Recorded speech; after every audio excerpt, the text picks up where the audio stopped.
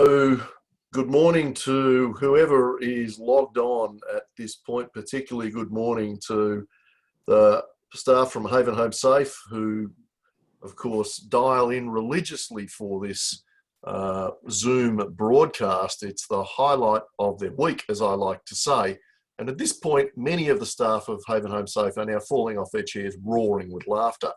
But leaving that aside, we're just spending a couple of seconds just to wait for the Zoom machine to start recording, because this isn't just going out live on our Facebook and other socials feed, but we'll also promote this through our channels as well. So, and I just got a little message to say that the webinar is now streaming live. So again, good morning to everybody. Good morning to the Haven Home Safe people. Good morning to various colleagues and connections from around various parts of not only Australia, but the globe as well. And particularly good morning to my great friend, my great colleague, and can I say legend in the affordable housing and development field in the United States of America, the mighty Dee Walsh. Morning, Dee. Good morning, Ken. Thank you. So this morning, what we're going to have a bit of a wander through the forest and a bit of a stop and look at every tree and flower and have a chat about what's happening in the United States of America at the moment in respect of COVID-19, but also there's been some really interesting, troubling stuff going on there as well. And it would be remiss of all of us not to pick up on that, I think, just in terms of understanding we do live in a global community and we are all connected. But firstly, can I just acknowledge that for all the Australians, we are all standing on country. We are all standing on country that was never ceded, nor given away, nor sold, nor traded. And we acknowledge our Indigenous, our Aboriginal elders, past, present and emerging, and pay our respects. So Dee Walsh is, as I say, not only my great friend, but the Executive Vice President and Chief Officer of Strategic Development for Mercy Housing Incorporated. Mercy is the largest non-profit developer, owner and manager of affordable housing in the United States of America. So Dee's responsible for providing strategic direction and oversight of Mercy's 5 geographic business centres. They're across 20 states in the United States of America.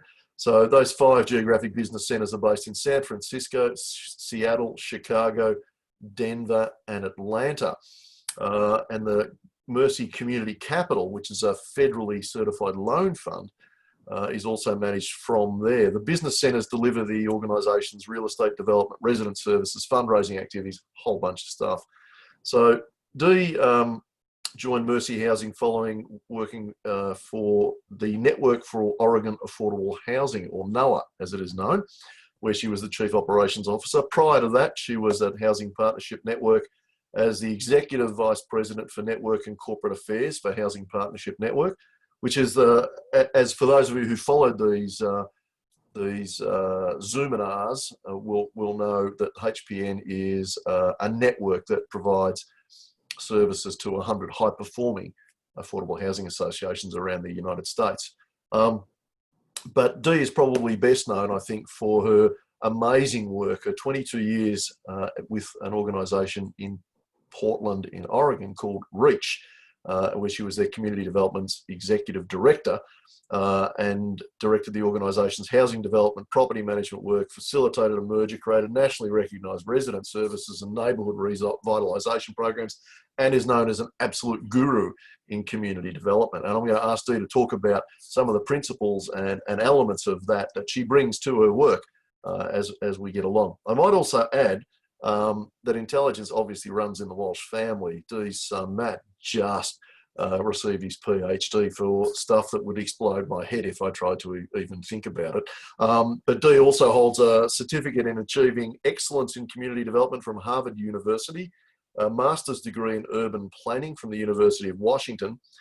Dee's been an adjunct professor at the Center for Real Estate Development at Portland State University, and she's also the co-author of a book called Navigating Community Development, which sadly I've not yet had the opportunity to get Dee to autograph for me.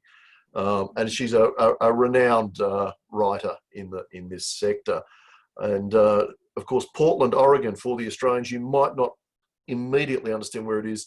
The best description I've ever heard of is it's on the left coast of the United States, and left in many ways indeed, I might add.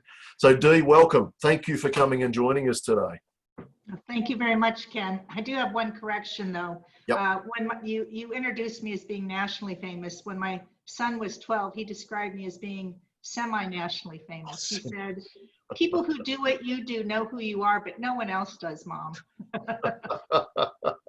So, put me in my place. So nationally, and I'd add internationally famous now for those of us in our field, but semi-national for everyone else, I guess. That's a great thing.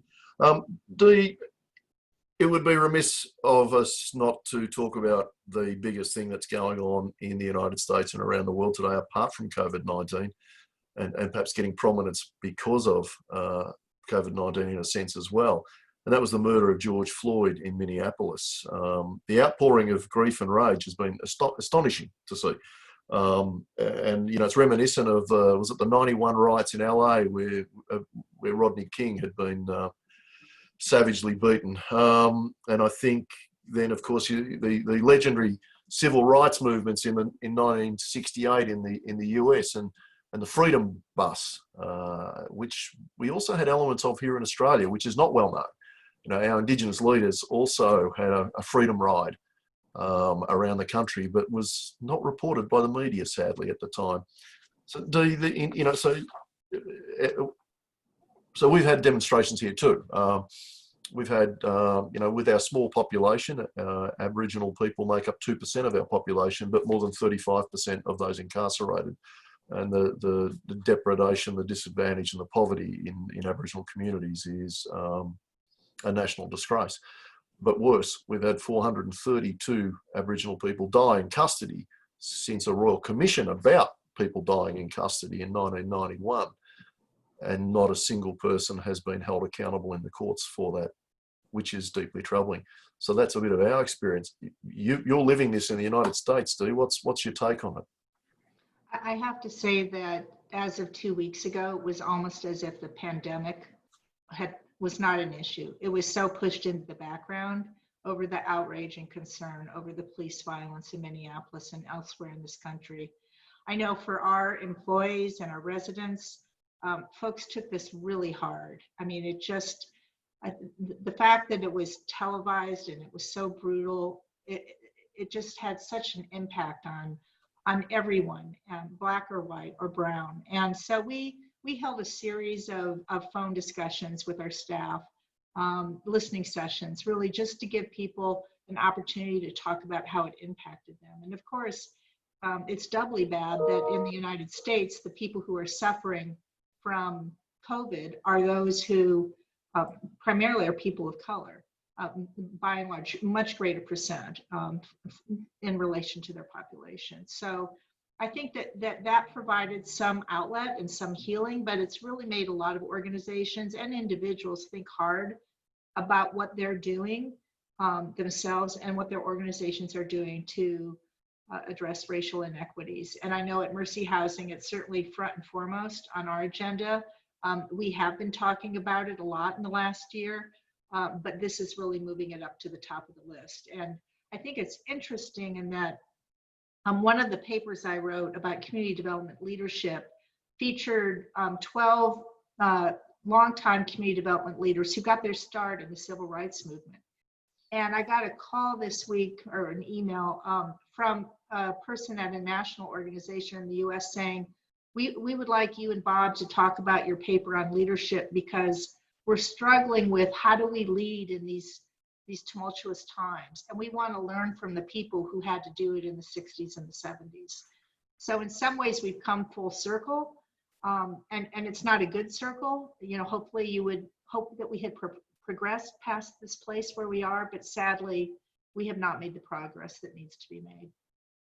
Yeah, it's a fascinating thing, isn't it? Because particularly as you say, I mean, so much of the leadership of the non-government organisations, what's erroneously called the not-for-profit sector, are the activists of a generation or so ago. Those people who grew up angry about a lack of civil liberties, angry about homeless people in the streets, angry about people with disabilities being treated so badly. I mean, there's frankly so much to be angry about still.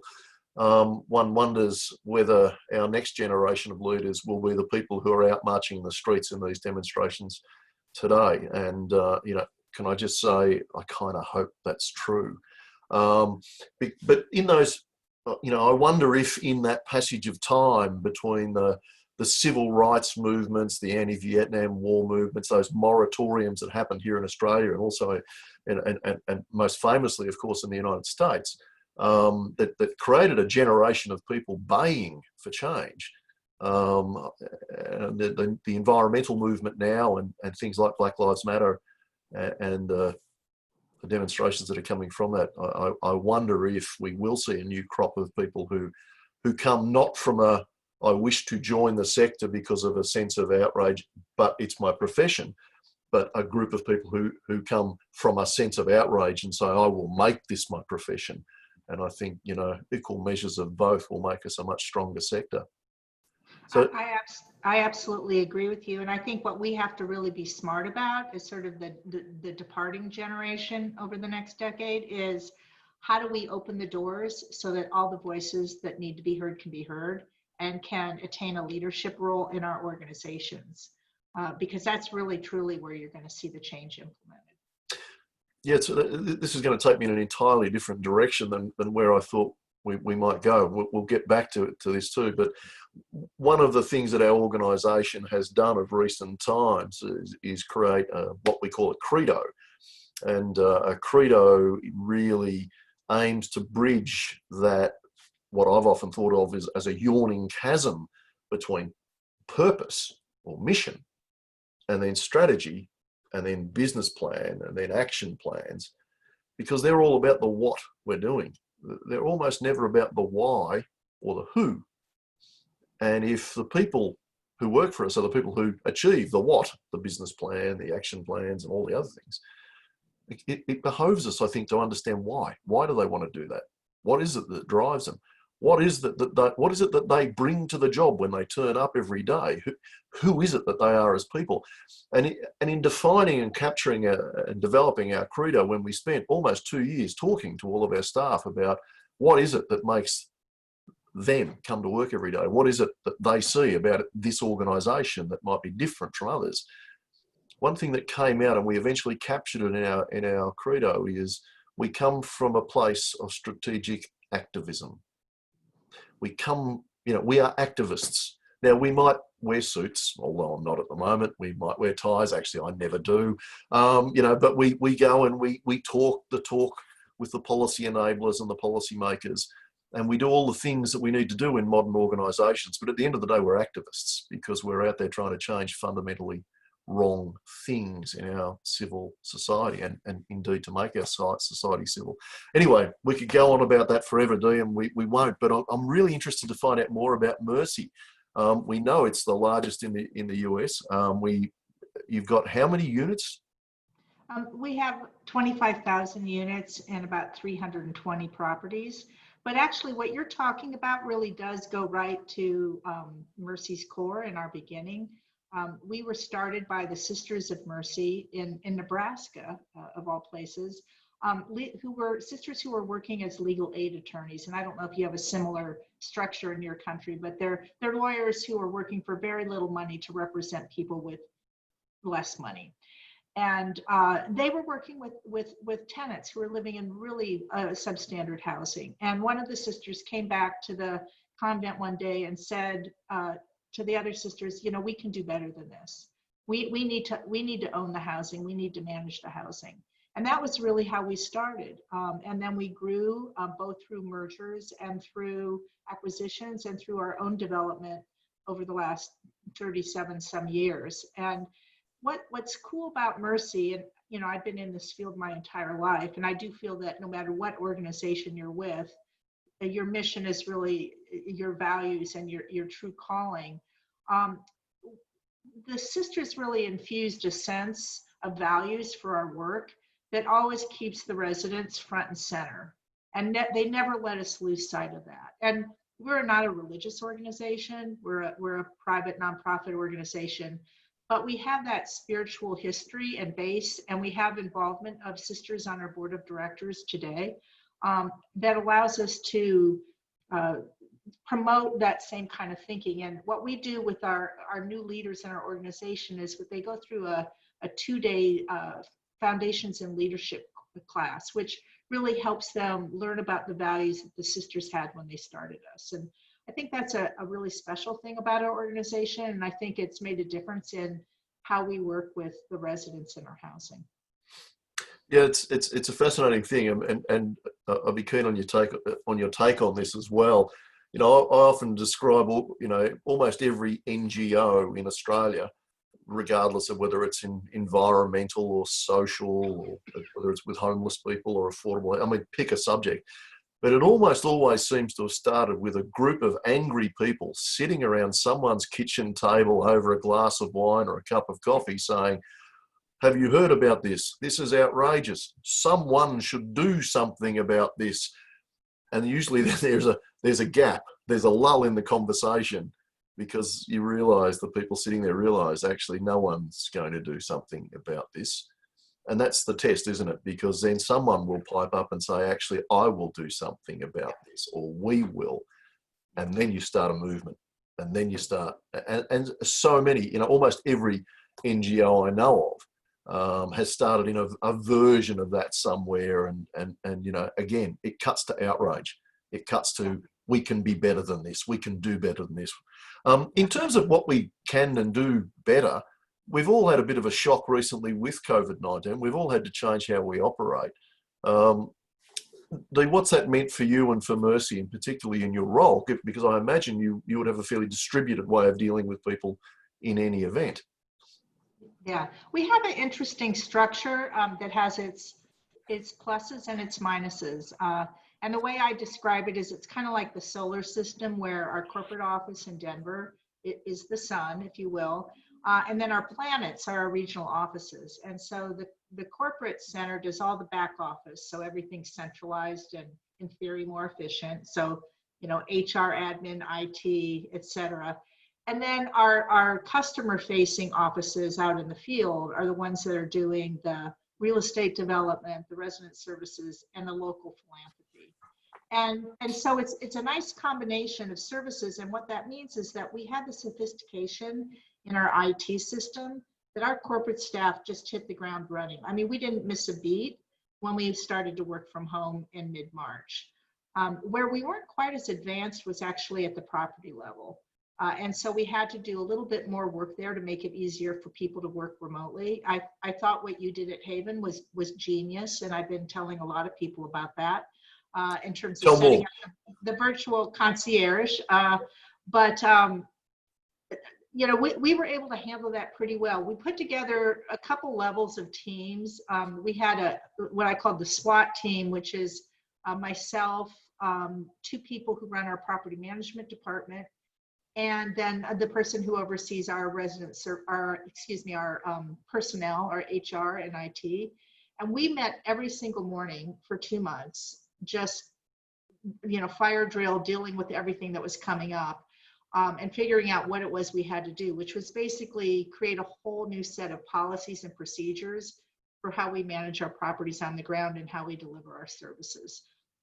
We pulled that together pretty quickly. And I would say, I think that folks did a really fabulous job in coming up with new ways of doing things.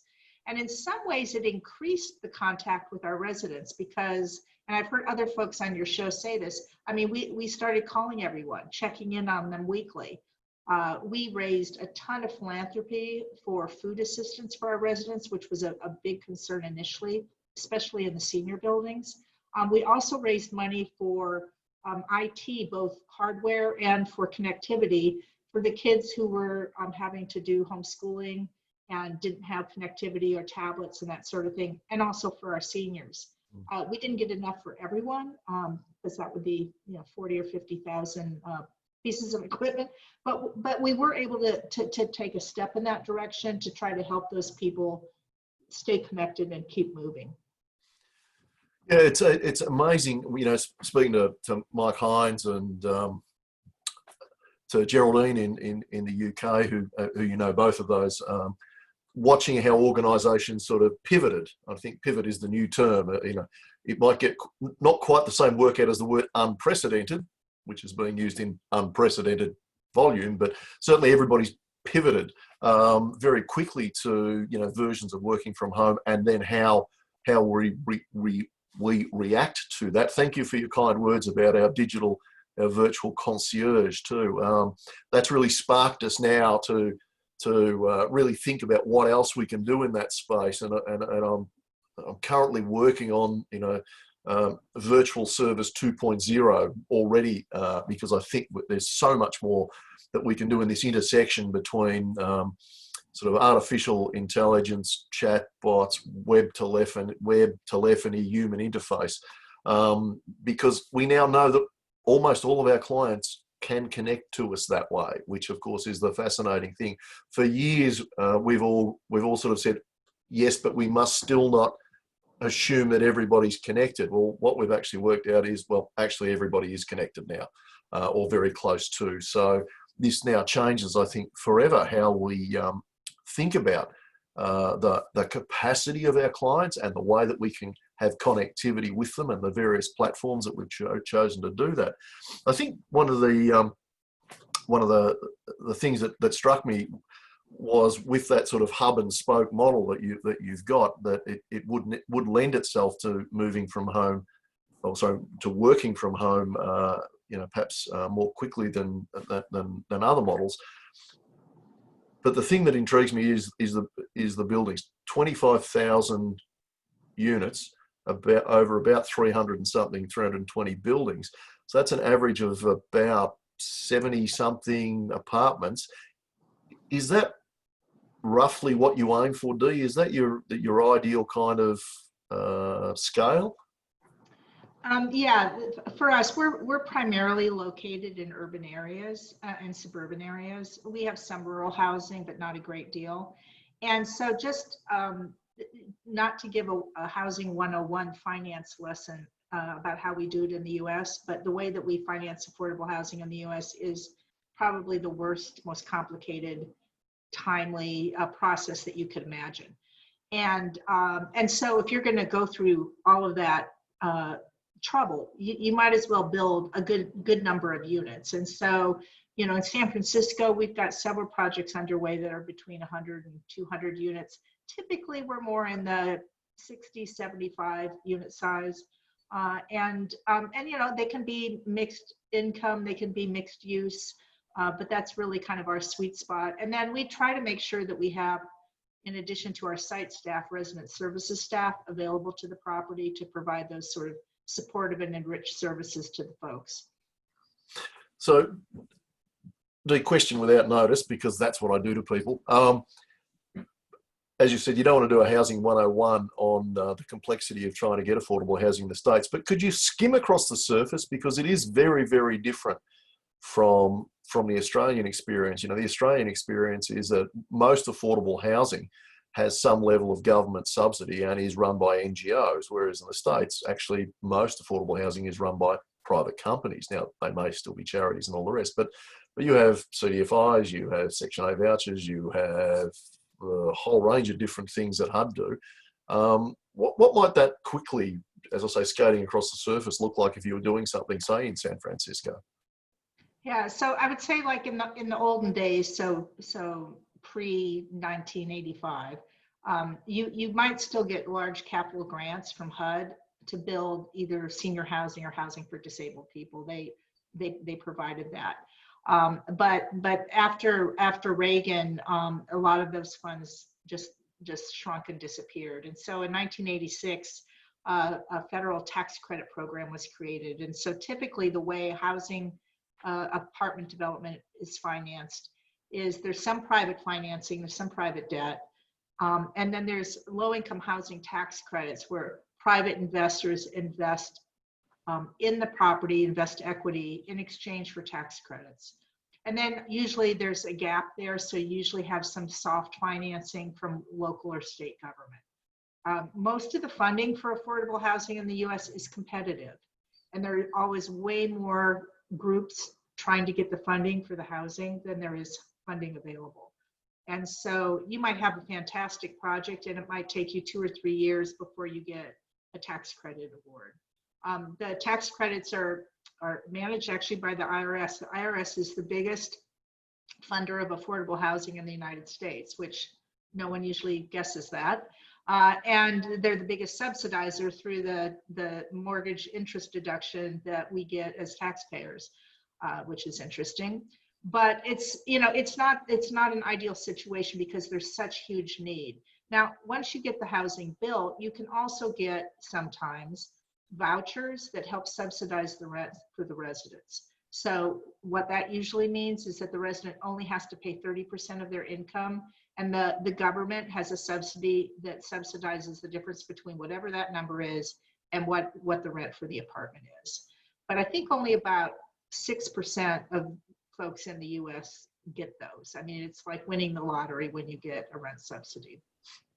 Yeah. I think I have other colleagues in the States who zealously ensure that those people who've got Section 8 vouchers are well looked after, I think.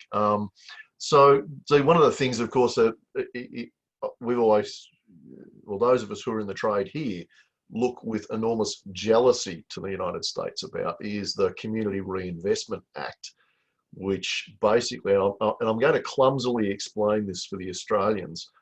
So the Community Reinvestment Act basically said to banks, hey bank, you're operating in this area, you're drawing profits, in some cases super profits from this area, we're going to require you to give some of that back to the neighbourhoods that you're making these profits from, and in particular, the low income, disadvantaged neighbourhoods, the underserved neighbourhoods, if you like.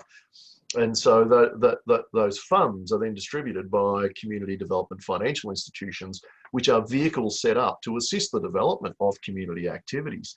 And so this is on top of whatever tax the entity might pay. So in Australia, with 4 major banks that dominate across the entire nation, who make super profits, as we all know, who've had a royal commission into their shocking and illegal behaviour now over decades. And those banks are very much trying to readdress their reputations. It's a little bit like putting lipstick on a pig, you might suggest, but wouldn't want to be controversial. But imagine if we had a CRA Act here where we could take some of those profits that they are ripping out in massive amounts from communities and put it back. Let's just seed that thought everywhere we can, I think. But back to Dee. Dee, you've obviously been doing a lot of things. Can I add something there, Ken? Do you mind? Please do. So actually, the Community Reinvestment Act, the banks are required to lend and invest in the areas in which they have depositors. So it's not necessarily where they make their profit, it's where they have people putting money in the bank, which does translate to profit. It is, and you won't be surprised under this administration, under fire right now. CRA is regulated by 3 federal oversight agencies, and one of them has come forward with proposed new regulations that people are really concerned is going to strip down the impact of CRA, the Community Reinvestment Act. And part of the reason they were trying to change the act is because with modern banking, banks do business not just where they have deposits, and there are banks that aren't geographic anywhere. And so they needed to update the regulations, but as you might guess, some people tried to use that as an opportunity to weaken them.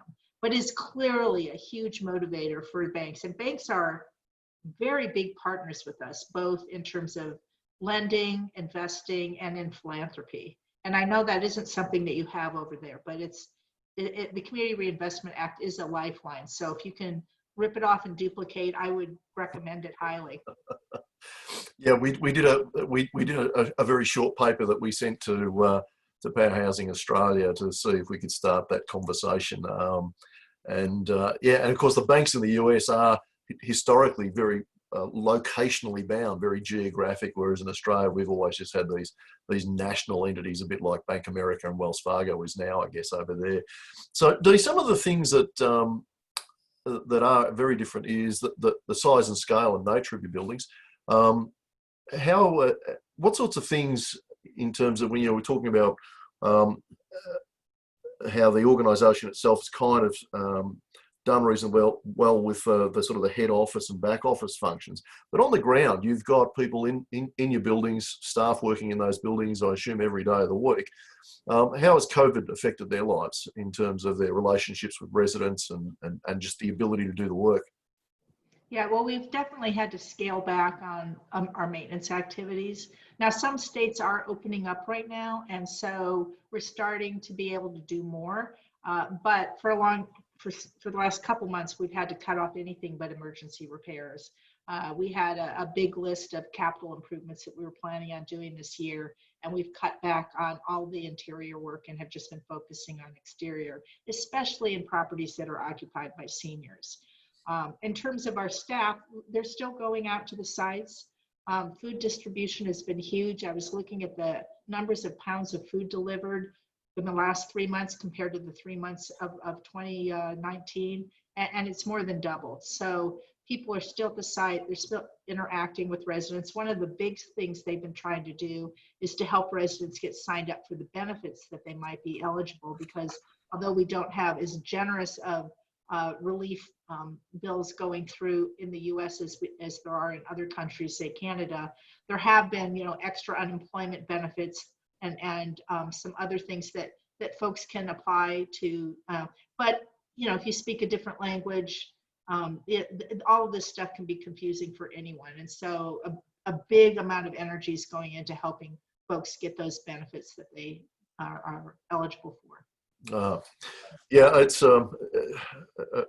the extent and volume of kind of minority groups is not something that we see as much in Australia, although that is changing, and I actually think it's a great thing as it turns out. I'm reminded, Dee, that I'm sitting in my study and I've got a great view out the front, which you can't see, but you can see behind me my kind of slightly eclectic bookcase. Or I should say one of my, or two of my slightly eclectic bookcases. But if you turn the camera around where you were, Dee, you'd see your bookcase. Not only has it got a photo of you and Bill Clinton there, but it would also have a few copies of a book called Navigating Community Development, I would imagine, which you co-authored with Bob. Dee, we mentioned I wanted to ask you about some of the principles that underpin community development and how important that is in the communities that we serve. And can I impose on you to give us a 101 on that?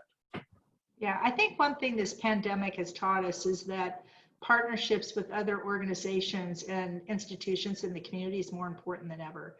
Mercy has had a long history of partnership with healthcare institutions, especially the Catholic healthcare institutions. In fact, about a dozen of them heavily invested in us early on. But those relationships are key. And I think one of the principles in our book is understand what your core competencies are, know what you're good at, and then figure out who are your best partners who have complementary competencies that can help you achieve more than you could do on your own.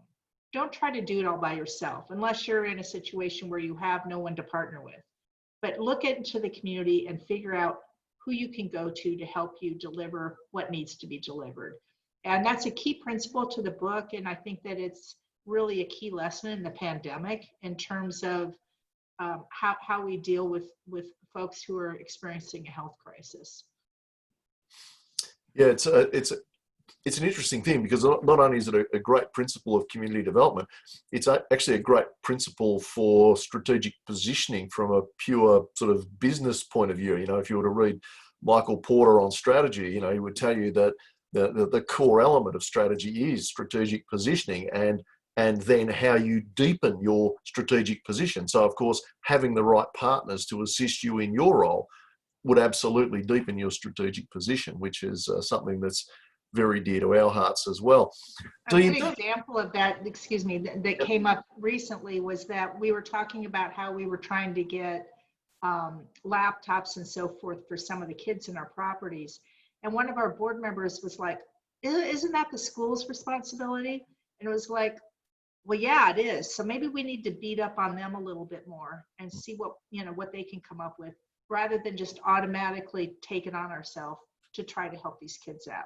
Now, at the end of the day, in some places, you're going to have to take it on yourself to help these kids out. But the point was a good one. Let's go to the people who are responsible for educating our children and see what they can do to make this work. Yeah, it's a really powerful thing, and it also, those sorts of conversations are really, I don't know, they're kind of like the ground that we build our platforms on, because people think community housing is about building housing. Well, yeah, it is. People think community housing is about renting housing to people who are poor. Well, yeah, it is. But the reason why we do that is because we want to see people's trajectory change. We want to see disadvantage being eradicated, or at least minimized. And so these connections, these partnerships are incredibly powerful. I mean, our board at the moment is embarking on some new directions, and part of that is, how do we know what we're doing is working, and how do we demonstrate that, and to what extent is it working? And that will then inform what else we might do. And so, trying to reach out and understand our social impact, and start to look at non-financial indicators, if you like, about the potential value of projects. Do you guys do any of that kind of work, Dee?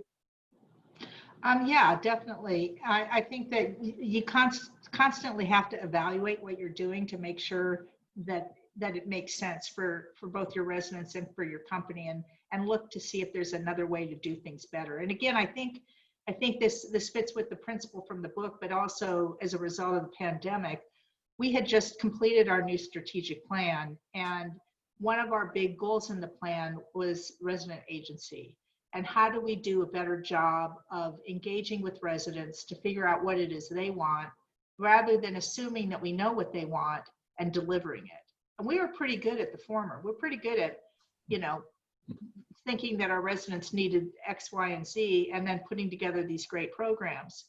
And then when people don't come, you kind of go, why? Well, did you ever stop and ask folks what they want? So we were launching a new community engagement method in all of our properties. And guess what? It involved you all being together in a room. And so talk about having to do a pivot. How do we take this concept of engaging residents and having them collaborating with them, having them help build the service platform when you can't get together in person? And so we're dabbling and trying some different methods right now, from using Instagram for having kids programs in the summer, to hallway bingo. I mean, we're doing all sorts of different things to try to reach residents and give them what they need. And I think it'll be interesting to see what kind of technology solutions that we come up with to address this. Now, eventually, hopefully we can get together in person, but I think in a lot of ways, our delivery of services is more effective through technology. We can reach greater numbers of folks at different times a day if we're not tied to a certain place and time.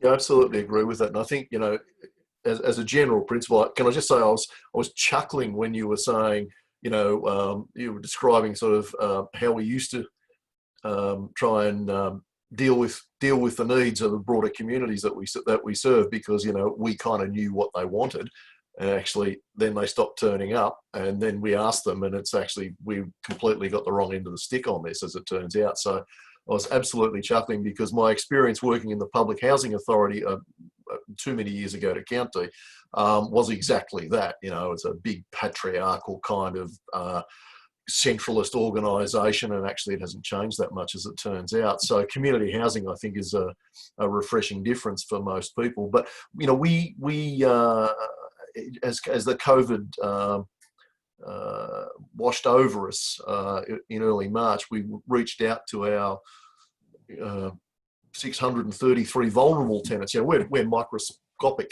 when compared to something like Mercy, of course, because of just the way our sector is engineered and is developing in Australia. But out of about 1,200 long-term properties, out of about 2,000 overall, of those 1,200 properties, we had about 633 tenants who we would regard as being potentially vulnerable in what's going on in the world at the moment.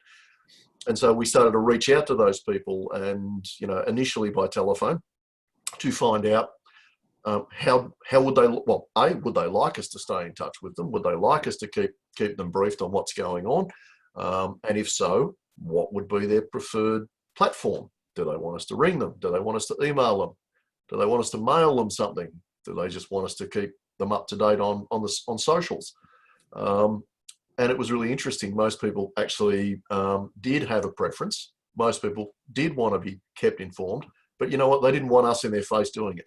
And so they wanted to be able to find a way to reach in and get what they need when they need it. So, you know, putting loads of information on our website, but making sure they had the actual web address to get exactly to that point, putting stuff up on our socials, keeping them informed about what other places were doing around the place, which is why we're doing this. You know, so there's so many things you learn out of these kind of situations. And I've just got a message from Sue Masters, who tells me that our time is rapidly drawing to a close, Dee. And we're going to do this again in another couple of weeks, and we'll probably switch from the USA and head across what you refer to as the ditch, to the United Kingdom to talk to my good friend Michael Newey.